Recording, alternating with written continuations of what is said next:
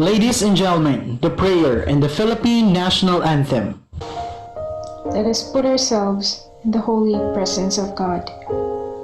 Father in heaven, always merciful and giver of life, we humbly ask that you bless each one of us, from the speakers, program committees, guests, and participants.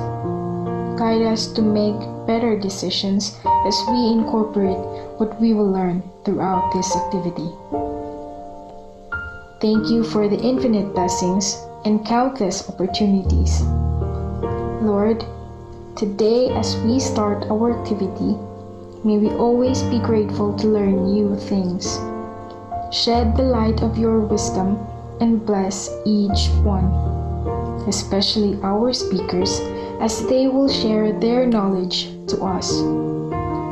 Through your mercy and grace, may peace and utmost understanding shine and dwell unto us. Almighty God, accompany each one and help us concentrate for us to gain more knowledge as we listen attentively. This we ask in your name. Amen. Mga kababayan, ang pambansang awit ng Pilipinas.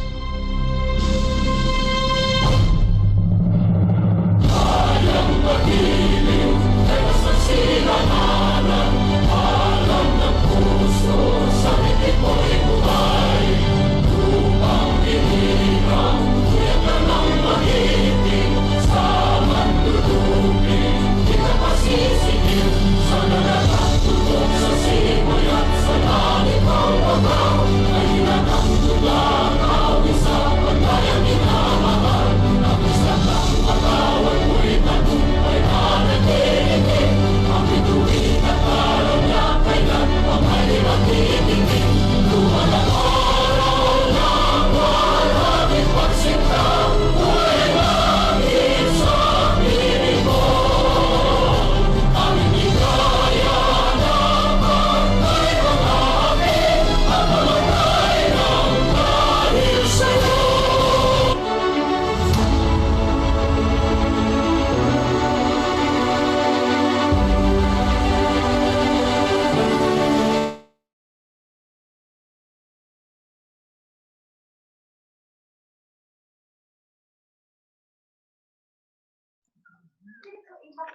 All right.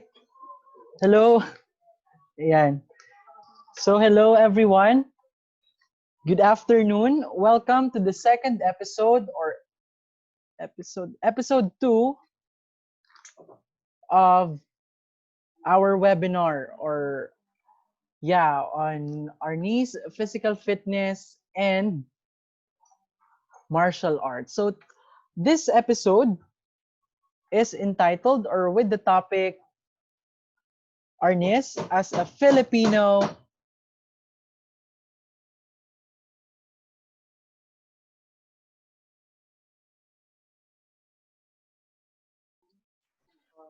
I am John Paul and I am your student advocate for this program.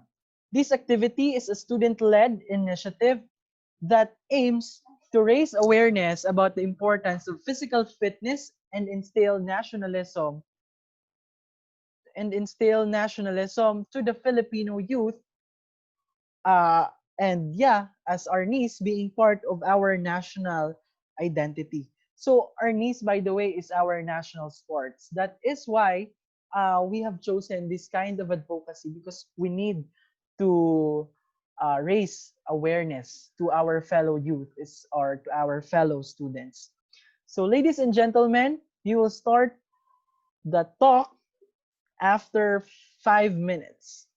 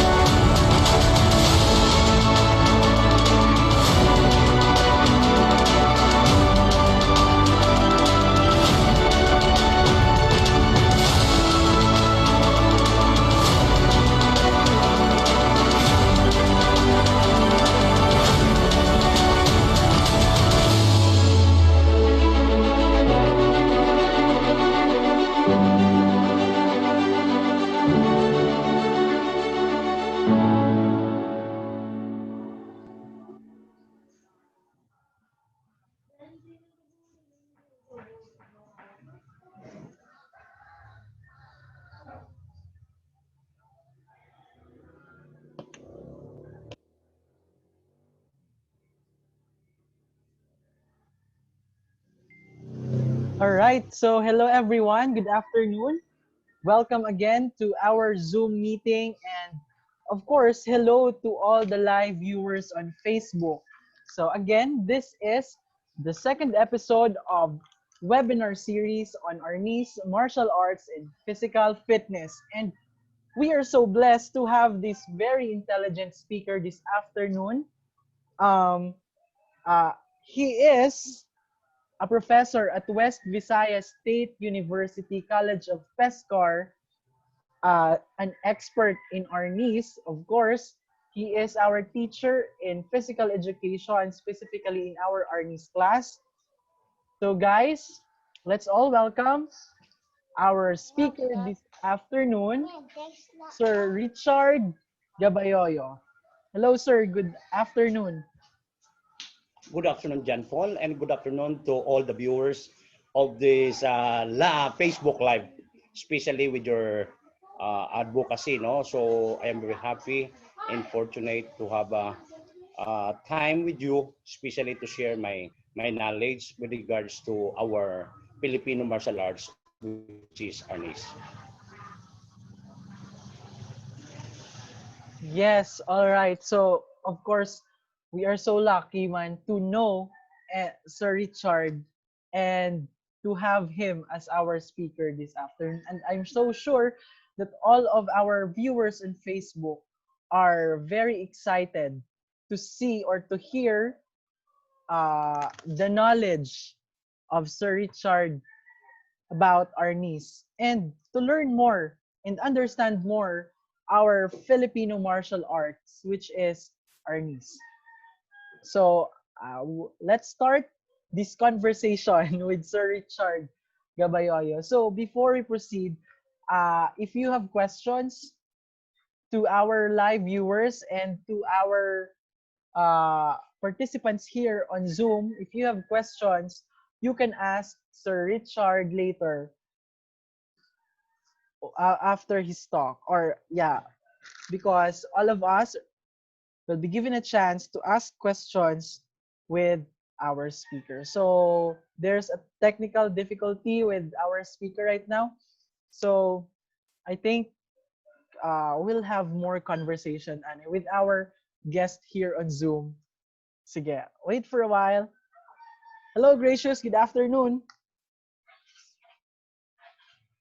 Hello, good afternoon.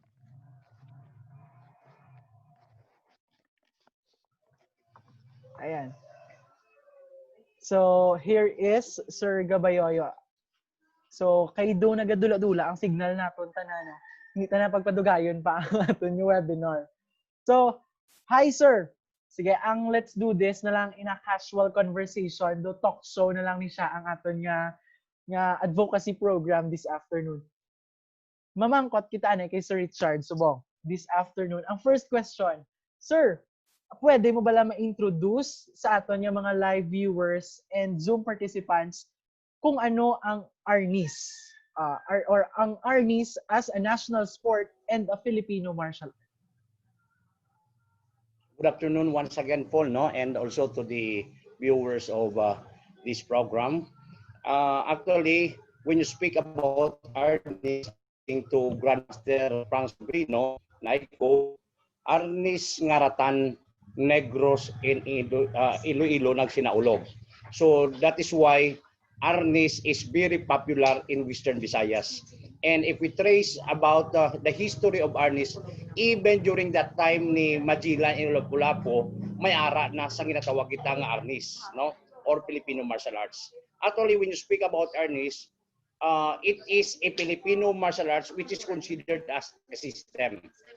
Arnis is a unique martial arts in which we started training with sticks or weapons and we ended up with the empty hand. However, in other martial arts, they started training with empty hands and ended up with bladed weapons. All right, sir. So, may ara bala kita sir sang specific area diri sa Philippines nga mostly naga-practice gid sang Arnis. When you speak about Arnis and the practitioners of Arnis, actually kadamo, no? Kadamo sa mga practitioners sa bilog nga Pilipinas. Ang problem lang kay unrecorded actually ang Arnis nga practice. Siguro due to the fact nga kulang man sang expertise ang Pilipino, kalabanan nga mga Pilipino nga magsulat, that is why hindi siya ma-record. And actually, kung basihan naton ang Arnis, ang pinakadamo siguro Western Visayas gid, no? Tapos ang NCR, pero kalabanan nga ara sa NCR, amo ni ang nagalin sa Western Visayas nga nag-migrate lang sa Manila. And i-emphasize ko lang regarding Arnis because kay nanambal na kung medyo nakulangan ko sa sabat ko, pole pasensya. So magsiling ka Arnis, so ang concept sang Arnis sa stick, it's a bladed weapon, no? It's a bladed weapon and it is an extension of the hand. Meaning to say, the movement of the hands with sticks and the movement of the hands without sticks or empty hand or what we call mano is the same. It is the same. Okay? So that is why this long stick, this is what we call arnis.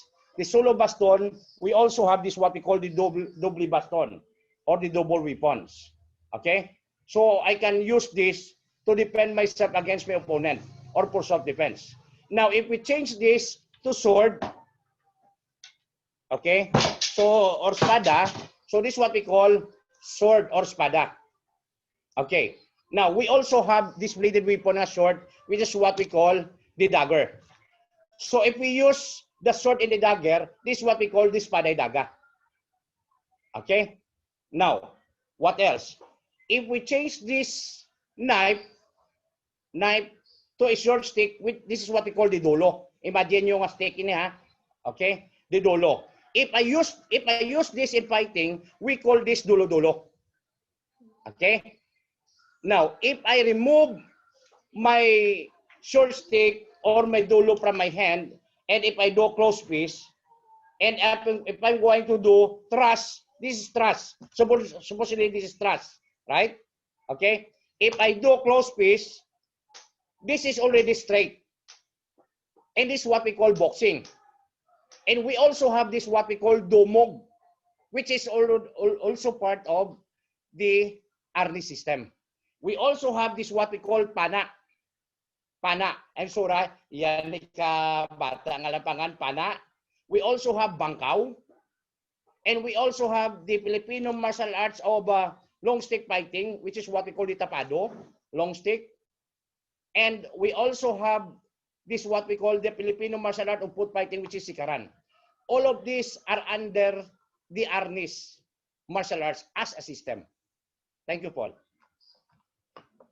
Yes, thank you, sir. So, kumbaga, kung sa Tagalog, lingid sa kaalaman nating lahat, no, hindi lang gali stick ang ginagamit for as a Filipino martial arts. So, sari-sari, damo sang aton yung mga weapons nga pwede gamiton sa aton yung martial arts, no, mga Filipino martial arts. And, sir, so, ang Arnis, wala sir, is na-incorporate na sa aton yung mga sports events? Ang Arnis, it is already incorporated or ara na sa curriculum actually sa DepEd and ara man sa competition sa DepEd including sa SUC, no, sa squaan naton kag sa mga NSA or PSC, no, Philippine Sports Commission sanction competition. And actually the organization nga nagaran sang aton nga Arnis competition sa bilog nga Pilipinas amo ang Philippine Eskrima Kali Arnis Federation or what we call PICAP. Our president is Senator Miguel Subiri. And ang kanamion lang actually sang Arnis kay ti ara na sa DepEd, so amo na agad introduce ang competition gid, no? Ang competition. Pero ang competition ngayon ni anyo kaglabanan amo ni sa kon sa mga batsoy pa amura ni siyang sabaw. But the pataw, it is the real self-defense. It's not about the sports alone, no?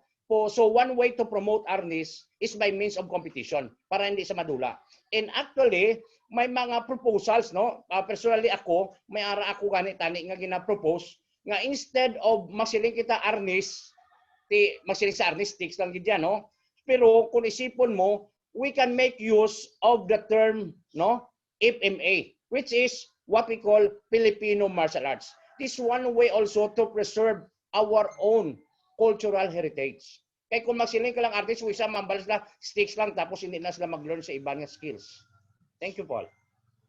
Yes, sir. So that is correct. So that is why we need to learn good Arnis because it is a Filipino martial arts. Kumbaga, it is part of our national identity being a Filipino nga kinanglan gid naton i-learn ang Arnis kaya mo na siyang aton nga national sport. Kag that is unique kay sa Philippines lain gid ya ang national sport naton compare sa other nations. So, next sir, ano gid bala sir ka importante nga dapat i-learn sa mga kabataan ang Arnis? First and foremost, Filipino kita, and ang Arnis, tinatawag natin nga larong Pinoy. That is why we call it our national sports, no? How important ang Arnis? First, it is used actually once you have the skills sa Arnis o kung sa Filipino martial arts, you have the skills na sa self-defense. Second, kung gusto mo yan for physical fitness lang, ampang-ampang ka lang din, okay lang for physical fitness. Third, kung gusto mo saya for competition, then you have the avenue or the place wherein makakompete ka. Fourth, kung gusto mo yan recreational, no? For socialization lang, then may ara man siya. So actually, kadamo sa opportunities. And that is why we encourage, no, our children to engage in Arnis because bisan diin man kita makadto, ako Paul, no, modesty aside, I am a black belt, no? Actually, I am a third dan black belt sa Taekwondo. Pero siling ko, Koreano bala ako. Hindi man ako Koreano, no? Pinoy bala ako, Pinoy ako. So that is why siling ko, ang isip ko nag-divert man eh. So from Taekwondo, nag-divert ako ya sa sa Arnis. That is why I am pushing actually sa mga kapamatanon nga mag-learn sang Arnis, no? Especially Filipino martial arts. Kay mismo kung diin makita makadto, Pinoy kita ya. Kag nami giniya sa kabataan samtang lamaron pa ang disiplina naka-built in na sa ila, no? Ang respeto, ang courtesy, tanan hasta mga rules nga na, no? Once ka nag-observe ka, madala mo na iyas pagpangabuhi nimo. Yes, correct. But in any sport man siguro sir, no, ginatudloan kita sang ginatawag nga discipline kag values man ara gid sa isa ka sport. Especially tun-an tagid ang Arnis. So amo na siya. It is a call para sa aton nga mga kabataan nga hindi na kita mag-focus sa mga mobile games, internet games, or video games. There are Philippine sports nga ginakalibtan ni naton and we need to promote and practice those Filipinos. All right. Sir, for the next question.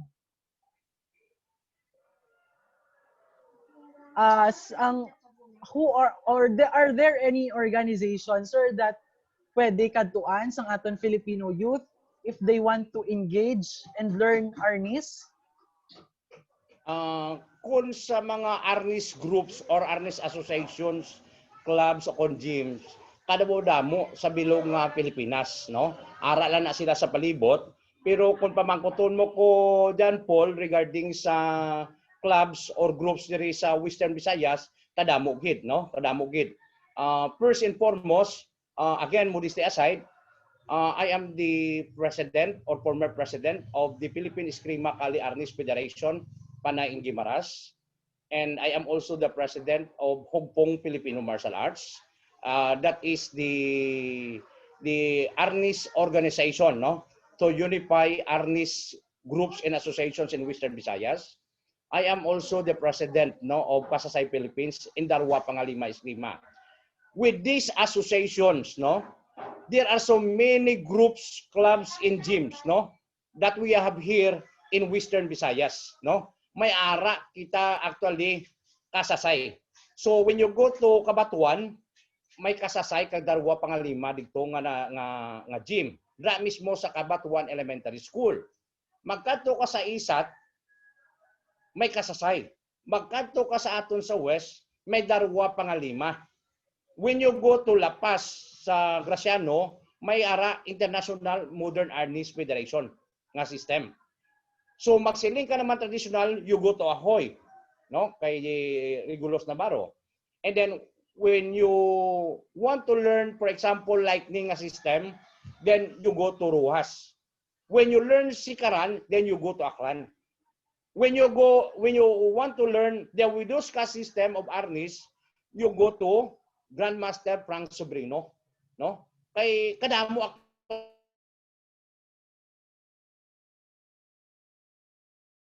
nga mismo ang bata ya gani way kabalo nga Grandmaster siya gali sa Arnis, no? So daw wala lang bala na sekreto lang, no? Kadamo actually nga pwede kita kapatudlo sa CPU may ara, no? Darwa pangalima with Nilo, and may ara man kita sa kwan sa Iloilo Doctors College. Okay? So amo ni siya kadamo actually sa mga groups, no? May ara pag kay may GM Bone, Cilindro, dinagyang Bastoneros, ara sila sa Nandune, kung isa ara man sila sa Lapas, and ang iya kay Iloilo City government nga Arnis program ara man sa Lapas, no? Under kay Master sino gani pangalan? Si Baladya, no? Kay Baladya, dra sa Lapas mismo. Thank you, Kid Paul. Okay, sir. Thank you again. So, mga last two questions on my part, sir, no? And ang aton mga upod sa Zoom, may question man sila later. So, Sige. second to the last question, halin sa akon, sir. So, with the rise of mobile phones, wala, sir, internet, technology, paano, sir, makapromote, I mean, ang inyong organizations, wala, sir, paano nyo gina-strengthen ang pag-promote, pag-practice sang Arnis? Still we're conducting or having Arnis competition, no? Before may labanan kita or sparring, pero subong hindi kita ka-sparring kaya hindi kita pwede sa face to face, pero ang mode or means of competition naton online. Pero ano ni siya ang online? Amo ni siya ang mga anyo competition naton, no? Anyo competition. Kung sa karate, we call it kata, for the sake lang sa atong viewers. Sa Taekwondo, we call it umse, no? Sa Arnis, we call it anyo.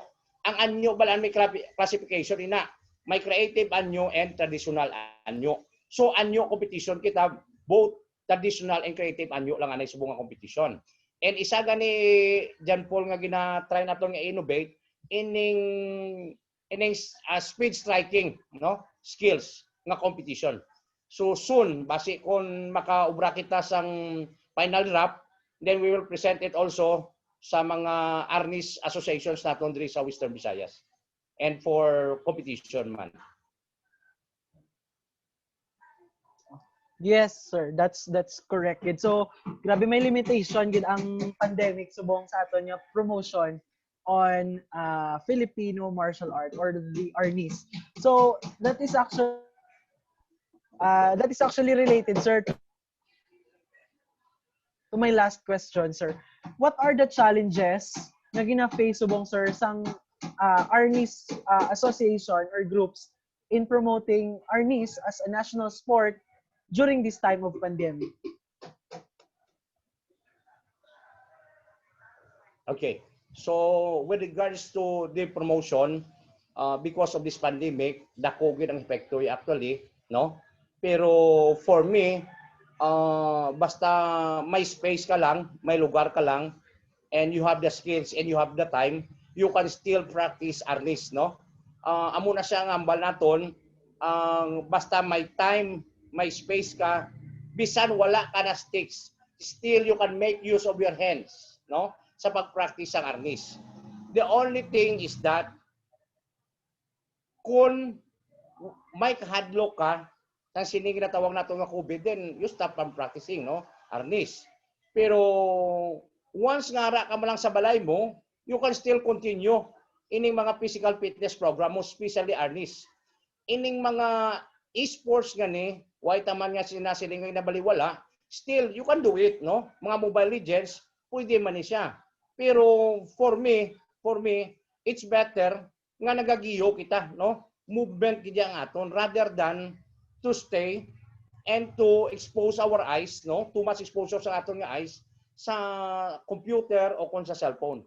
So that is why gina-encourage nakon personally nga kung pwede pa lang more kita sa physical activities nga bisan sa balay lang kita, no?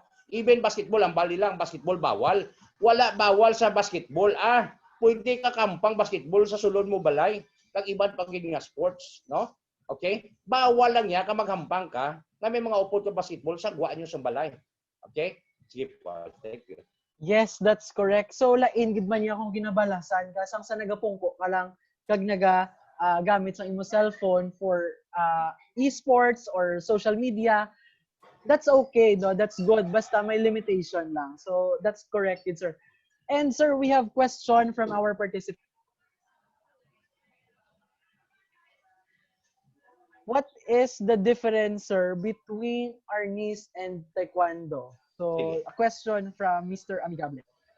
Okay.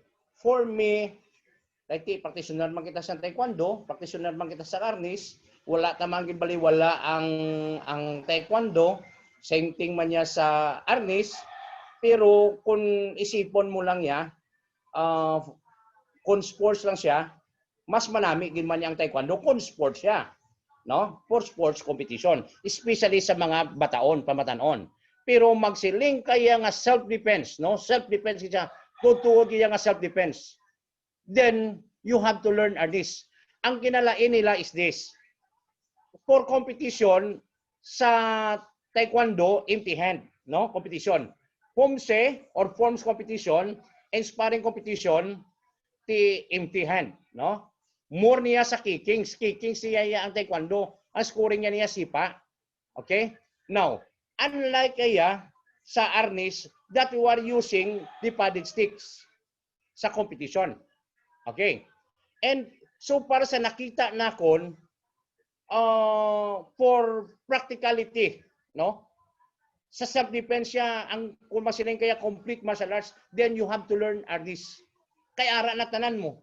So sa Taekwondo, though grabbing, may ara man ka technique dira nga kung ginagrab ka, pero it requires actually physical skills. Nga kinahanglan flexible ka, may strength ka, no? Powerful ka para mapersahan mo ang sipa mo ka sumbag mo. Unlike sa sticks, so of course, ang sticks, so may sticks extension of the hand, gamay mo yang hampak, ang kasakit sa kontra mo, o may stick ka, it's the stick. Okay? And it does not require dako gid nga pwersa. Because ang stick pa lang nga daan, because sa katigahon niya, amo na saya masakit sa tao. Okay?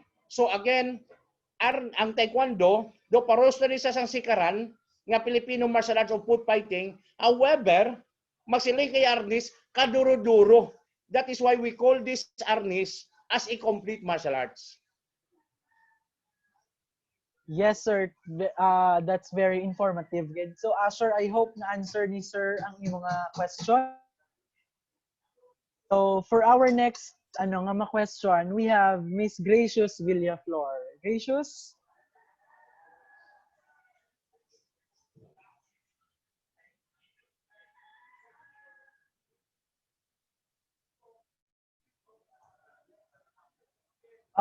Okay. So, send lang ni Gracious ang iyang question sa aton nga chat. So, ang question is, I'm glad to hear many things about Arnis. And my question is, how does Arnis help people in their daily lives, sir?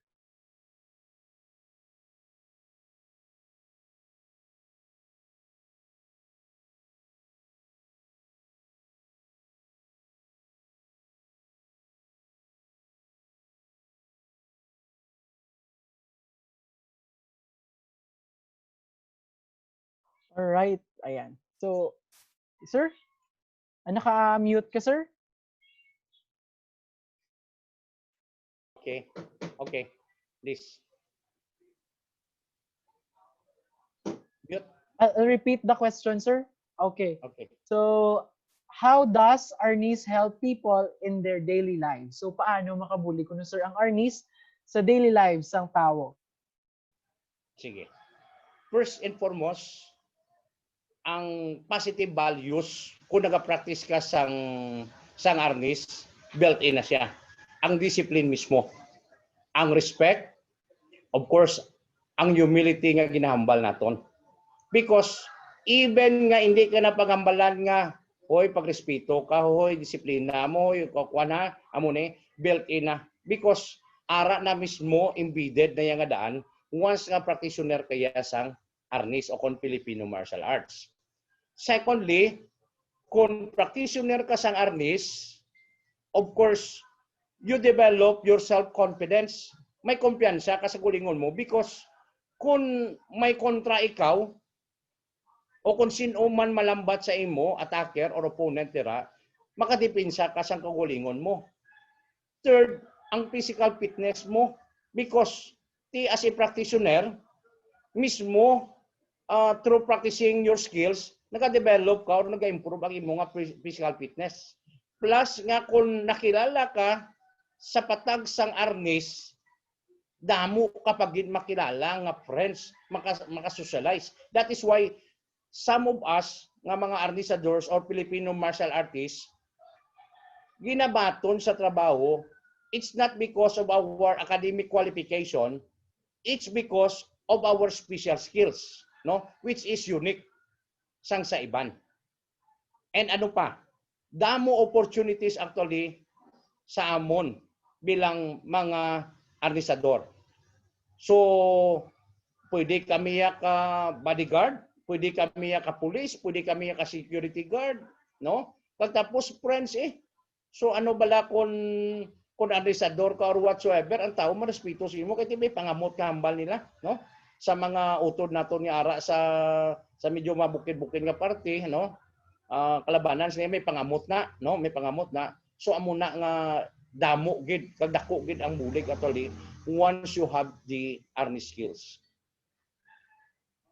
All right. So thank you so much, Sir Gracious and Asher, for your question. So we have last question, sir, from Gracious. This. Wait lang.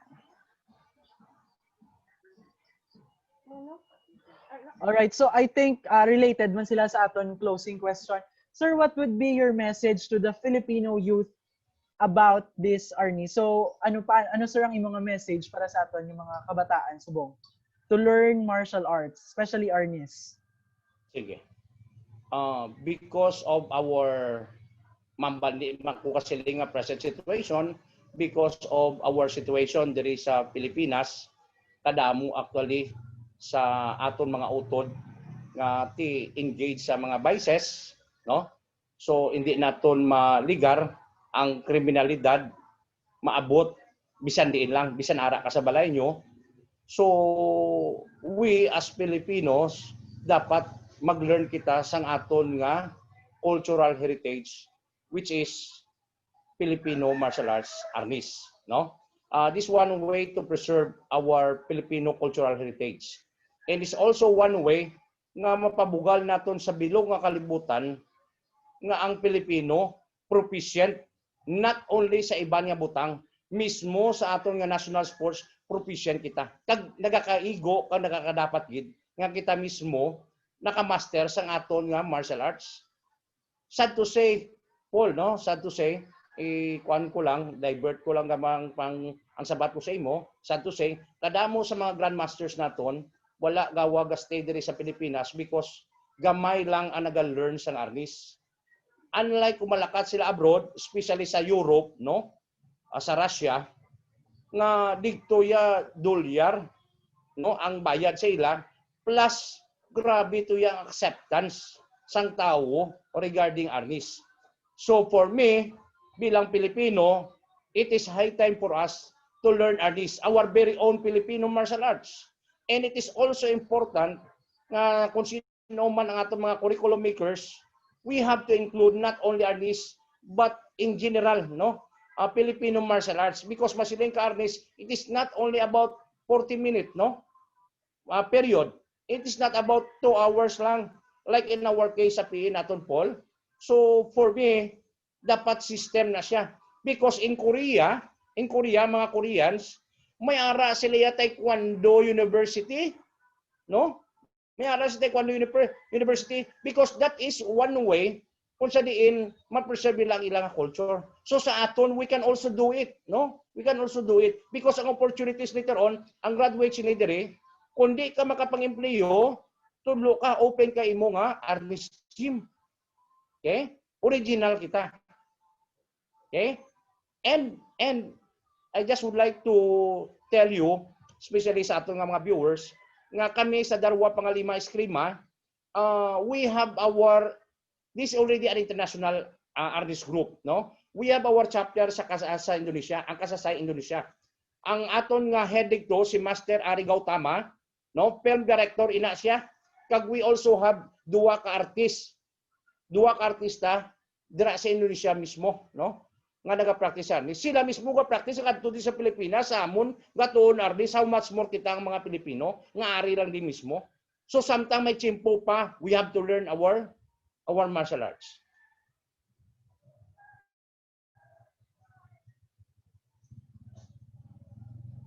Yes, sir. So thank you so much once again. So yes, guys, samtang bata pa, we can learn our niche, no? There are a lot of resources online that nga pwede naton magamit to learn our niche and other Filipino martial arts. So with that, we are very thankful, to Sir Richard Gabayoyo for joining us this afternoon in conducting this advocacy program. I hope ang aton Filipino youth, especially our live viewers on Facebook, and later at night I will live this on YouTube, maka-learn gid sang Filipino martial arts, specifically our topic this afternoon, which is all about Arnis. So guys, thank you so much for joining us. We are so lucky and blessed kay kinami gitsang chimpo nga ginhatag sa aton. Although ang internet connection na to nagadula-dula akong kisa, but it's okay. It's the limitation of technology. At least we have delivered our purpose and meet our goal, which is to promote awareness or promote Filipino as a national sport and a Filipino martial arts. So with that, I am John Paul Supapo, together with Sir Richard Gabayoyo, our speaker this afternoon, and I am your student advocate. Thank you and God bless us all. Thank you, Paul. God bless everyone.